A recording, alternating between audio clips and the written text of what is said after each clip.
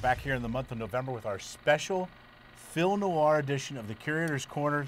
I'm here at a secret, undisclosed location. It's Phil's secret Film Noir office that he hides out in. Now we found out where you are all the time, Phil. Oh, it's not so secret. We got the name in the window. Well, yeah, we figure we'd go over the top and give you your own name in the window now for this one. Now tell us a little bit first about what Film Noir is and these firearms that we're featuring from the Film Noir period of American film. John, thanks again for having us on the show. During the Film Noir guns that we're looking at, we're looking at firearms that made appearances in a number of what we now call Film Noir classics.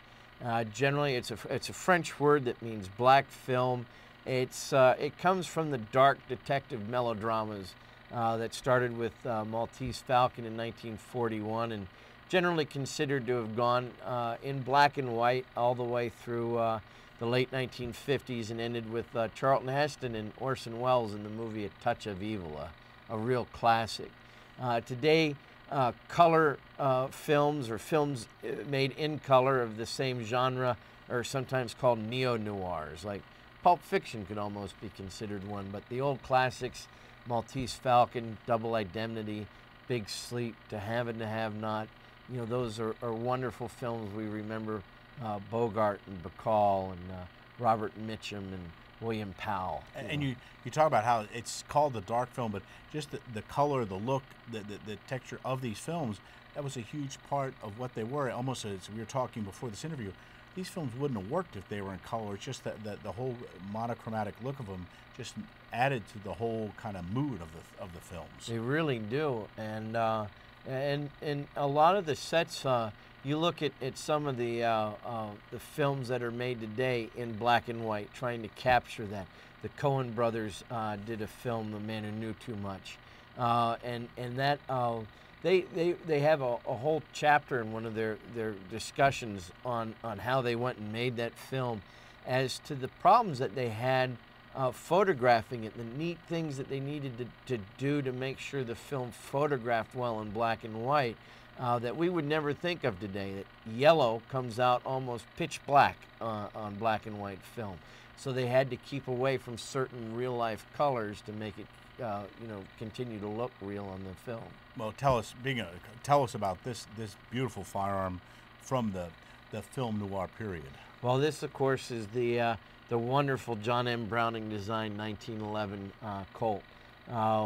This is the standard 45 that was used by the U.S. Army from World War I all the way through the Vietnam period. I think it's one of the most marvelous technological achievements of the 20th century. You know, when John Browning first designed this at the close of the 19th century, the Wright brothers were still selling bicycles in Dayton. And when this gun was replaced by the Beretta 92 or the M9 in 1987, we had satellites at the far end of our own galaxy by then. So the whole era of aerospace and flight had come and reached its zenith, and this gun stayed state of the art. And some people still think it should have never been replaced. Yeah, absolutely. But in the interwar period, where a lot of these detective dramas were set, you'll see some guys with the old 1911.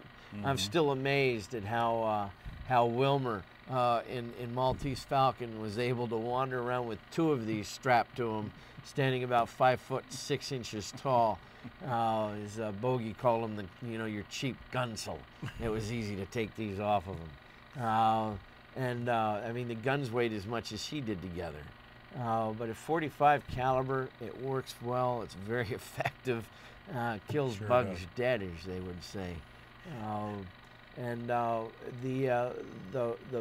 The guns of this model have a C prefix to them, which meant that they were part of the civilian sales. They weren't military issue. You won't find military inspectors marks on them like you do for all the World War I and eventually the World War II models. So these C prefix guns are really rare, and they were kind of rare back then as well, because most people had to get them from the government, and most of them, if they were in the hands of a civilian, were stolen.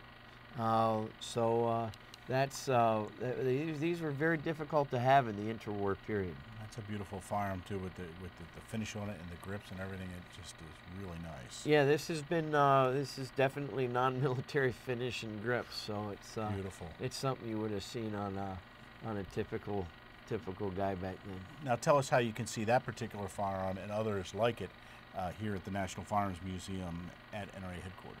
Well, John, the NRA Museum is located in Fairfax, Virginia, at the intersection of Route 50 and 66, just 12 miles outside of Washington, D.C. We're open 7 days a week from 9:30 to 5 and until 7 o'clock on Saturdays.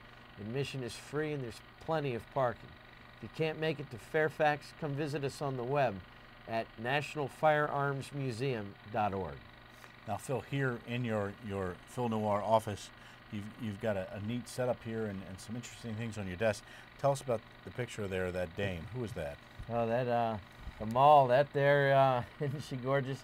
Actually, that's the Femme Fatale, the classic Femme Fatale from many a film noir movie. But that in real life is Mary Astor, who starred opposite Humphrey Bogart in The Maltese Falcon. She was born in 1906 and lived until 1987. Wow. And quite a wonderful actress, a beautiful woman from the classic film noirs of the 40s and 50s. And just the look at that picture gives you the idea of that dark film of the rich look to it, and just the whole kind of mindset, and you kind of transform in there. You see her in that pose, and it just takes you right there. Yeah, she's pretty spectacular. Barbara Stanwyck, Knock Your Socks Off. Joan Crawford the same way. The Myrna Loy. There's some wonderful female actresses in that time period. Makes watching the movies worthwhile all unto itself.